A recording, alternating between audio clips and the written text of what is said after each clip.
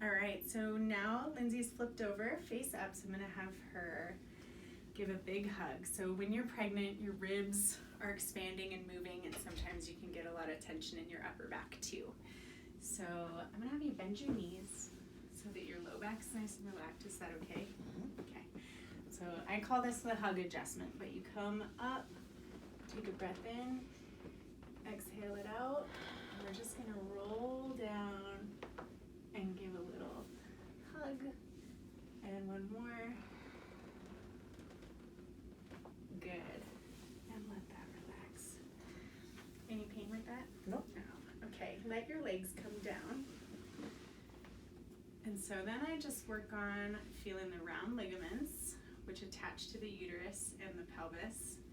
And if one side is tighter than the other, you want to just make sure it's balanced. So I feel in there. And then if I feel tension, either in that ligament or in the hip flexor, I just hold that spot and we bring and do muscle work right on the tense muscle or tendon. And then I'll work until it's all balanced.